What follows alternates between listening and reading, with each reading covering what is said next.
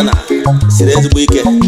Ana m akpọku ụmụ aja n'Igbo, ụmụ Afrịka ka anyị chigata n'ọdịnala bụ ụzọ ndụ. Mgbe ọbụla ọ dị ka asị n'ihe siri gị ike, chigata kpọkuo chi nke ala nna gị. Ihe na-esi na nke onye akarịa, kpọkuo chi nke ala nna gị ka ọ sara ya etu o si wee dịrị gị. Good morning, viewers all over the world.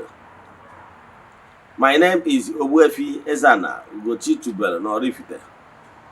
Oraifite is in Anambra State. Egwu nke nụrụ taa bụ egwu si na ngalaba n'afọ gbasara mgbasa ozi ọdịnala Igbo n'Ugochitubelu ọdịnala Temple akpọrọ Nkwa Group led by me. Ọ bụrụ na ị like ya bụ egwu, jee na social media platform the Amazons and rest of them, you download it. Yes. Abụ m onye isi nchụaja n'Ugochitubelu ọdịnala Temple. Egwu ị nụrụ, we have all the rights. Bụrụkwa onye isi nchụaja n'ọdịnala Restoration Evangelical Mission. Anyị na-agba afa mmiri ebirikwazi ọrụ mmụọ dị iche iche. Abụkwazi m onye isi nchụaja na onye mgbasa ozi ọdịnala Igbo. So you can call me a priest or an evangelist, I will answer. My mission is to help people live better life. N'ụbọchị taa n'oge awa nke eziokwu, today's topic is importance of keeping family covenant agreement. Importance of keeping family covenant agreement. Yes, very important. That is why today's topic is importance of keeping covenant, family covenant and agreement. Now, if you pay attention to this lecture, believe in me, you will learn something that will change your life. Because I keep saying and insist that what you don't know remains a mystery to you and not to all. And also keep saying that if you are knowledgeable, you become master. But if you lack the knowledge, you remain a slave. So pay attention to my voice today. Believe in me, if you are under the influence of my voice right now, you are blessed. a ga-atụ ọtụtụ ndị mmadụ na-agbụ n'ụbọchị taa. N'aha Chukwu Okike nke pụrụ ime ihe niile, ekwu m okwu ngozi isi ndị niile sonyela anyị, ndị na-agbasa ozi ọdịnala Igbo, ndị na-esonyere anyị na eziokwu TV, ndị na-esonyere anyị na soshal midia platfọm, ndị na-echi ya ka ị na-eme nke ka Chukwu Okike na-agọzi gị n'ebe ọ dị. Ọkwa dị mkpa bifo anyị na ya na nkụzi anyị ji bịa. Echefuna na anyị nọ na month of November. Anyị ka monthly rituals is still ongoing. This morning I have gone to the temple to make declarations upon the lives of those that join us. Yes. Then we continue doing that way till the last day of the month. We do rituals. Now for Madudum, we visit the waters with eatable things. After water sacrifices and rituals, we proceed back to the temple to offer sacrifices to entities or powers. I can tell you, we started this group rituals almost three years now. This month made 3 years exactly. Now, if you are interested in joining us or have any question in today's lecture, if you are interested, what you have to do is to chat me on WhatsApp, make token donation to the account number. Forward your 3 prayer requests. We keep it in the altar and I go for the throughout the month. So on this way, as you all know, we don't share testimonies or on social media. Draw necessary. Now let's proceed. No botita. Now, like I told you before, topic of today is importance of keeping family covenants / agreement. Now let's proceed. Every family has family altar. Every family has family altar. But most families have deviated from that original agreement with the spirits. One Igbo adage says that Oya no feke, but it's the thing of shame that most families have forgotten their roots, where they came from. And once you forgot where you come from, you have a big problem. A bigger one at that. So what I'm telling you is that recognize your roots.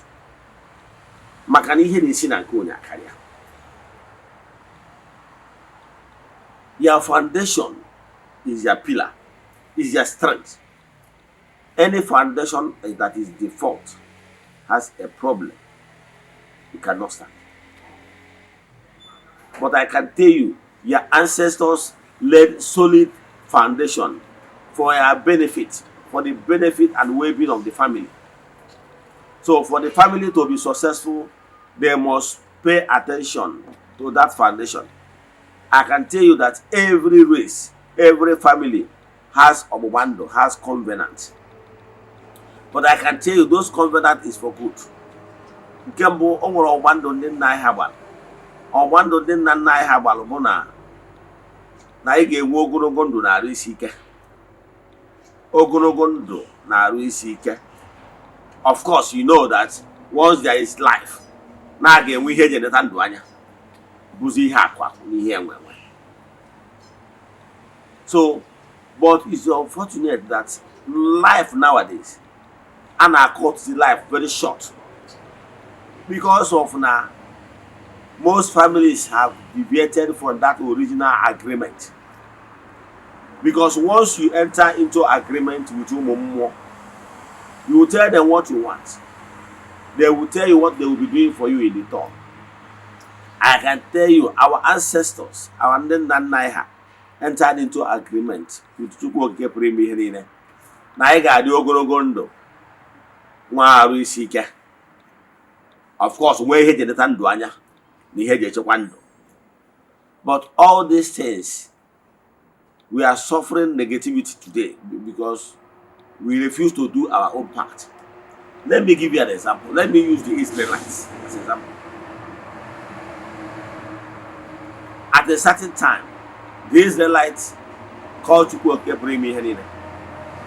Maka na ndị Igbo kwenyere na mgbe a na-adụ nwatakịrị nwere nne ọdụ na nwatakịrị nwere nne na-amụta ihe. Ka m use that story as an example, had they entered into agreement called covenant, or only one lady will do the act of covenant, Igwe Omowando.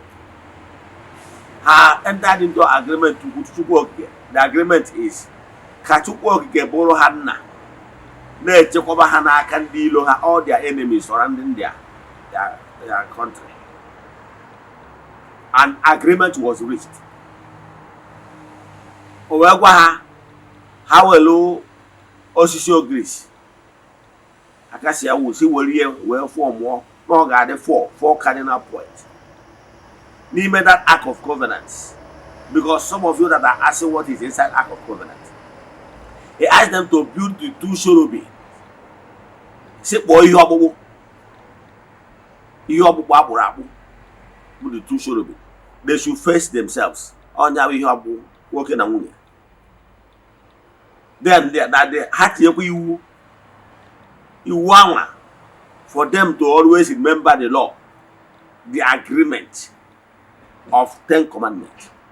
That is why if you are able to anywhere they have house installation, again where you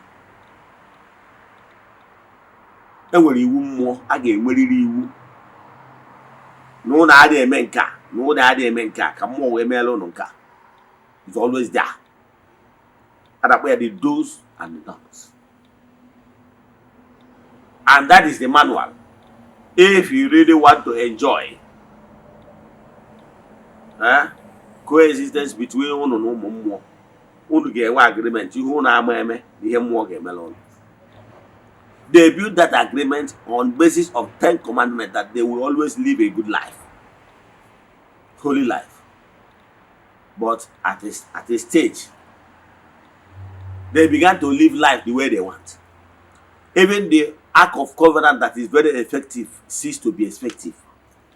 To the extent that the invaders, during the time of Babylonian Empire, they conquered the Israelites, took all of them as slaves, carried even the act of covenant along, because they deviated from the original covenant, original agreement with Chukwu, and Chukwu left them. I can tell you that is the problem most families are facing now, all over Africa. That is why I'm calling you, especially we Igbos. We left our roots. And that is why the Igbo race is a race in Atakaricha for no go to me anywhere. Igbo race.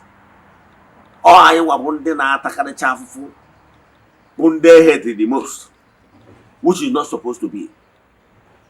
Everything will be restored back if we can come back to our roots. Why they not struggle now? Kokendi Boru ha kokwezio.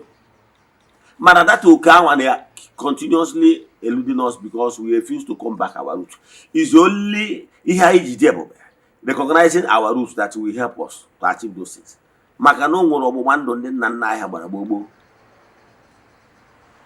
Every other place all over the world, Igbos are exceptional race. I the Burundibo, Mbaden Sunday Chineke Horonwe.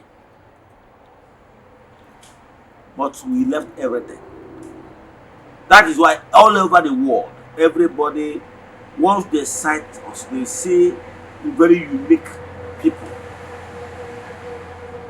So, and envy and jealousy will set in. Man, we hear it at Asian because we left here what made us tick. The same thing with the families. And if an Igbo Gademma, our families must come back to our roots. Recognize the high table. By so doing, we will be able to carry it out to the community and to the town and the Igbo in general. I cannot share it to our roots. But we left the Obubando and then I have. I wear this, I wear now, how I have to say, I this year as like one and a half a prodigal son, an orphan. So, overall, if you don't like what is happening to you right now as I speak, come back to your roots. Be at peace with your ancestral forces. Believe in me, whatever you lost in the past will keep on being restored. I'm a living witness. It happened to me. It happens to me. Family covenant. Let me give you an example. During the old ancient time, during the time of my forefather, my grandfather was a rich man during their time. And well, many characteristics to show that someone is a rich man those days. Ọ bụrụ na ichi ọzọ abụrụ ogbenye, ogbenye adịghị echi ọzọ. Even till today, in my own clan, in my town, ọ bụrụ na ịchọ ichi ọzọ na be anyị taa, ọ bụrụ na o rie ego 3 million naira, ma na oriri ego ụmụazị, ma na imere nke economic. Yes. Ọ bụrụ na o rie ego 3 million naira, ma na oriri nke economic. Because of what is involved. You may want it involved. Nature each other Eze-Ana, for example. You may want it involved. Yes, like me. Before I was able to be able to ofu maka ụmụnna, ofu maka ndị nze na ọzọ Oraifite. Then, I didn't put all that because I brought my man one day. It was all I need chicken na call. So I brought you home as mgbe gburu ndị chiri ọzọ mgbe ahụ akwụkwọ ọgaranya. Nna m nna m chiri ọzọ, chichi ọzọ, bụ ọsọ na ochiri ọzọ. Enwere ọtụtụ ndị eso mmalụ some of these properties, landed properties. Ndị mmadụ ji wee bịa biri ego. We were told that those land is not ours. But those families that originally owned those lands, they use those lands as collateral to borrow money from my grandfather. That is the sign of a rich man. Because for you to have enough, and for you to have another one to borrow to somebody, maybe the person will give you land in exchange as collateral, shows that you are comfortable. So this my grandfather na alụ dibia bụrụ onye pan wine tapa. So all the comfortable those days, it is ama ọgaranya gboo. Mana ihe dị bụ ihe nwere ihe mere. When he is about to die, he called my father, who happens to be his bosom child. He handed the 400 everything to him to carry the family legacy and everything. But because my father went to school, those days they call it standard 6. And those people that attended standard 6, Bondi Gura Ocha, they asked how to learn it. Then, having attended that standard 6 of a 10, he follows the Ocha catechist. At the stage, he was brainwashed. He was misled, telling him that going the way his father, following the path of his father, is a god more. That prompted him to throw away the convenant of Wando. Then Nanaha Balutingu. I will tell you the consequence. Why I normally like to use myself as an example, but you can go and verify. Because if I start giving you instances, you will say, my father threw the offer. And at a stage, the family, he did this particular action even before he married my mother. He worked very hard. He had nothing to show for it. At a stage, and when I was born, when I began to grow up, we also at a certain stage in life, I began to experience ups and downs challenges, which is not necessary based on the input of my hard working. At one particular day, I remember that particular day, I called my father and said, is there anything I need to know about this family? because this up and down, I'm getting tired of it. He now told me the story how he threw the offer and the rest of them. But he told me that time is of age to marry, but I'm not married that time. But he later regretted his action, only for him to go to that bush. The bush is no more. They have set it ablaze. So, because at a stage, he began to have this feeling that this offer will later become a problem. So, but when he was telling me all this, I was still into Onyeri of Eten, into charismatic and Catholic stuff. So, I did not pay attention to what he said. Although he knows that he's a called one, but he refused to do it. Because for you to even be Libya Morogonapa, he's supposed to eat a Chukwawu. And as Onyoka, they have been brainwashed that Ichukwawu will become more. So you see how he abandoned all the family stuff. Now, problem set in. And when that problem set in, rise and fall everywhere. So till one day, when my father passed on, things became tougher. Now what I did now is that I went to some consultation, and immediately I was asked what offer came out. To cut the whole story short, I began to restore those family GDM, but restore the family of restore every. Things begin to shake. All the things we lost begin to come back. Let me tell you what you don't know. You know this, every altar, ancestral altar built in your family has offer. Yes. If you come to my temple now, Obi has offer. Obi Ndiche will offer. And that offer now almost like once in a year. Every 1st January, Benji, a ancestral day, the offer call for Ndiche. So, more than I don't know. Are you following? So let me tell you what offer is all about. Offer is the symbol of authority. I'm telling you why abandon them na Haibel. Ehibero or to these altars in your families. And there is authority attached to it. The offer. That is the authority is what the Igbo people emulated. Using by, you can see if you go to House of Assembly, whenever there is agreement, the speaker will say, people in support say aye. People in reject say no, nay. The ayes have it. He hit. That's what he hits is a staff. It's a sign of authority, because that sound it produces shows that Eze-Ana is bearing witness that this is what we agreed on. The same thing, are you not seeing the judge? Whenever you want to rule on something, I, based on the evidence provided before this court, I hereby rule as follows. After that, him is to pronounce sound, even in the spiritual realm, that so thing has been ruled upon. That is spiritual work. So whenever your ancestors to Jiro for Nakanago, Nanyabo Muawo Eze-Ana go to but say na I am Amutu, I am a future of honor. We will be the head, we will not ever be the tail. It's your honor.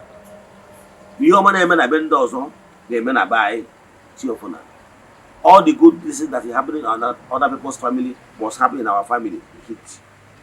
You keep on doing that pronouncement. Doing that is decree. He's decreeing something.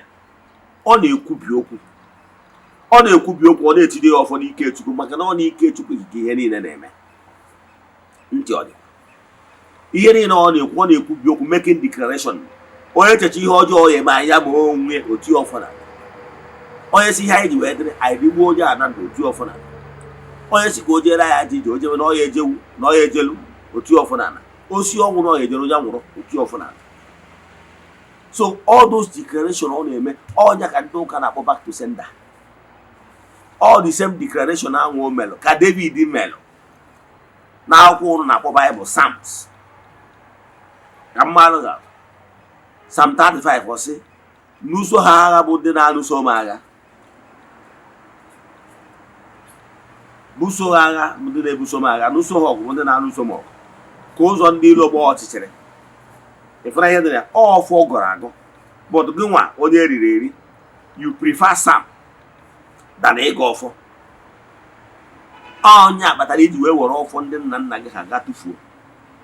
Maka na ime ọnụ symbol of authority eji wee kwupi okwu nke si n'aka fere aka wee ruo gị aka. Ọfọ ndị nna nna gị ha, o nwere ike ọfọ ahụ eji na family abụrụ ndị nna gị nwunye. Ihe a nwere ike ọ bụrụ ọfọ nna nna wachiri. A na-apasị ya is a generational ọfọ. Ezi ebumnobi, all good intentions of your ancestors, one day you wake up and throw them out to the dustbin. What it means that you have already discarded all the agreements entered in good faith with more by your ancestors for the benefit and well-being of the family. That is what you just did. If you are not interested in honoring all the agreements entered in good peace with your ancestors, why can't you walk away? Why can't you do as right and follow the other path if you are not interested? Yeah, because if you follow the other path, you will not be able to get benefit from the dividends or blessing that follows it. It's very simple. Never you invite Ndofeke to come and destroy it. If you are not interested, do as right, follow the other road and go. You can even leave the compound if you are not interested. But whenever you go and destroy those agreements entered in good faith with your ancestors, believe in me, you will face the calamities and the punishment that follows whoever that destroyed agreements entered in good peace. Let me give you an example. Let me use Alhaji Aliko Dangote for example, as African richest man. He is the chairman of Dangote Group, right? Now, let's say he finished living his long life, whatever it will be, because all of us must die one day, right? Now, whenever he finished living his life, his next of kin, maybe his son or daughter, that will become the new chairman as the highest shareholder in the company. Now, if that is, and remember, the Dangote Group, his father, Alhaji Aliko Dangote, entered many agreements with partners, shareholders, and even banks for the well-being of that company. And those people has benefits. There is mutual agreement between the chairman and the other board members. Because I can do now, if he finish eating his life, and there is this dividends that from time to time he goes back to other partners in that agreement. And now, if the chairman is no longer there, but entered into those agreements in good faith and keep on honoring his own part by making sure giving back to the investors as shares. Now, if your father is Aliko Dangote and he finished his life and passed on, and you, the new chairman, he came on board as the new chairman after swearing you in, handing you over. You now made a comment that you are not interested in honoring any agreement entered in good peace, peace. Yes, in peace with your other partners and associates, that you're not interested in honor anything. That you cancel every agreement entered before now. Believe me, what do you think that will happen? You are calling for chaos. The board members and the associates will begin to write you, telling you the consequence of what you have about to do or what you have done if you have put it into action. The same way your ancestors is doing, giving you some small challenges, warning you that you have took the wrong path, and that wrong path you took will damage you. That's why they are putting small stone for you to go and ask questions. maka na asị ijiji na-enwere onye ndụmọdụ na-eso ozu ana n'ili.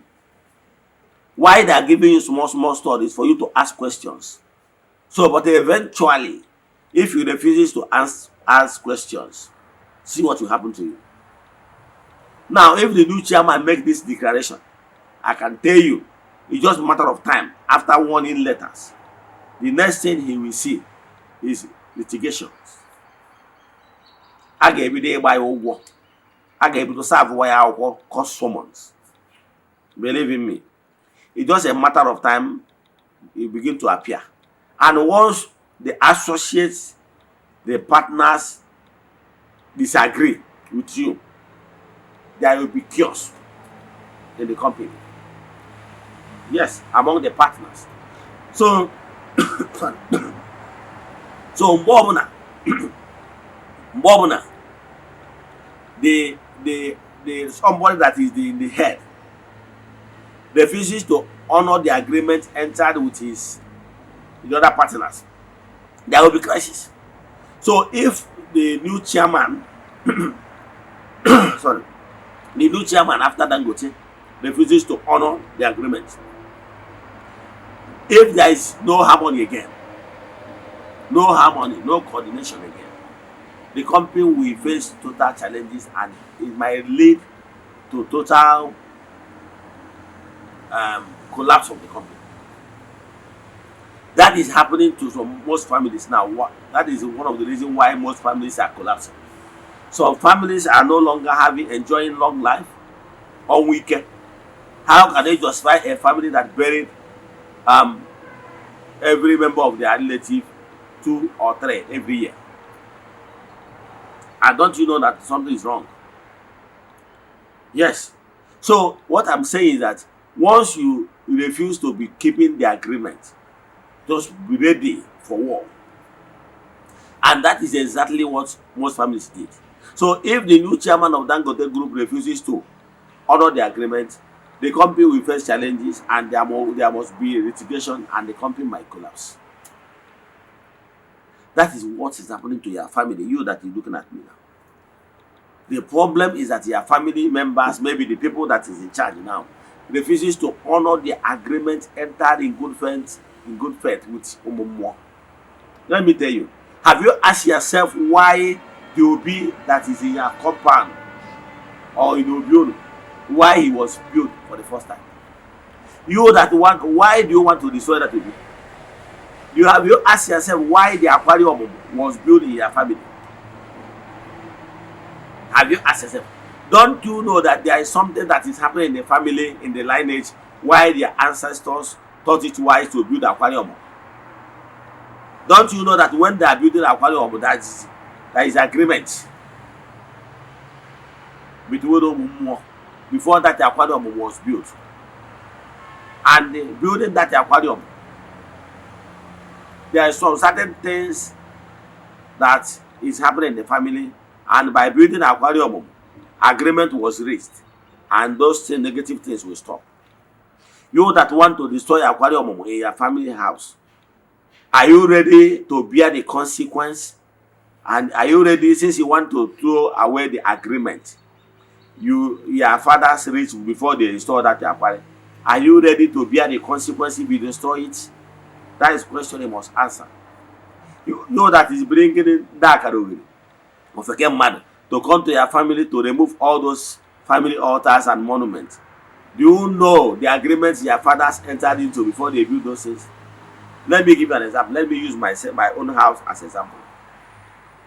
I know that my ancestors entered into agreement with Umumo. Yes. Man, there was problem with Umumo. Yes. My ancestors were Nukunaiwu Wefu. Where say we are my grandfather, where say, and we're going to know, am I sure that I have gotten this one? Am I sure? That's why it's a winner. You ask him question. After that, aquarium was built. And today, I can tell you in my own lineage, my own family, as a large family, nobody is looking for a child. children ọmụmụ bụrụ onyafu. Are you following? Okay, let me tell you what happened to my own Obi. Obi I built.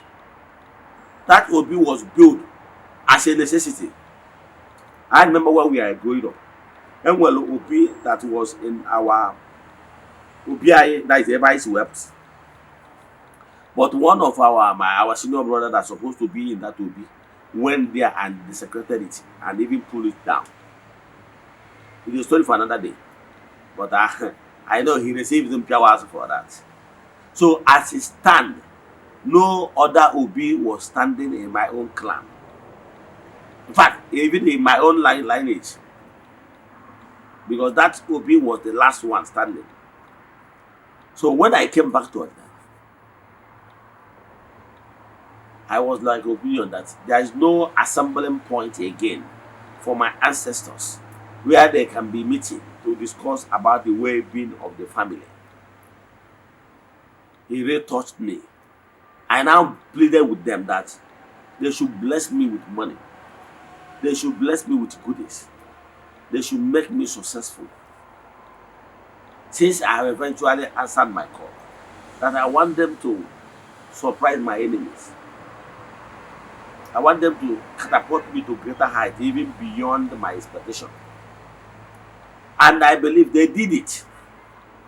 I gave them time frame and asked them that if they can surprise me and even surprise my enemies and catapult me to the height where I'm not even expecting to be. Nobody even expected me to be there. That if they do it, that no gabu ihe gbalo of Kegare.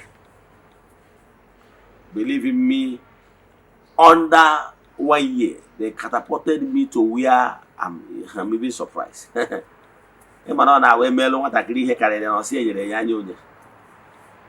So, and I told them in return that if they do this for me, that I will build Obi for them in appreciation, that I will give them build a befitting place where they can be staying to discuss the well-being of the family. That is what I agreed with them. That is what I agreed with them. So, and they surprised me.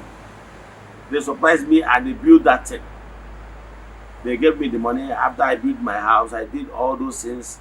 After that one, I told them that immediately after that particular event that I would build modern Obi, and I did it. And when I built that Obi, I entered into agreement with them that as I'm building this Obi, that this family will never go on without money. That so our success has begun. And for the fact that we build this Obi, that we'll be moving from strength to strength. And they approve it. And for any reason, any of my descendants that will come many years after me, that will be destroyed, that will be, they will destroy the person.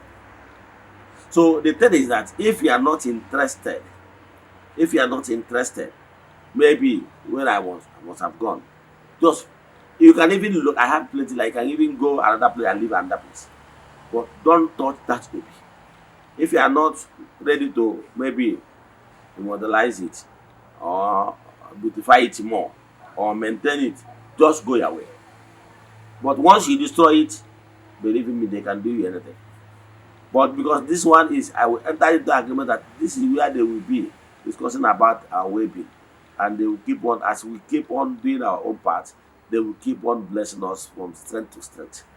The same agreement is what your ancestors entered into before they build those altars, whether it's Obi, whether it's aquarium, whether it's everything. What their intention is for good. So once you destroy it, you will be destroyed.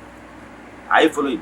So make sure you maintain the agreement. If you are not interested in partaking in that particular agreement, go your way, but don't destroy it, because in creation you are not permitted to destroy what you cannot create.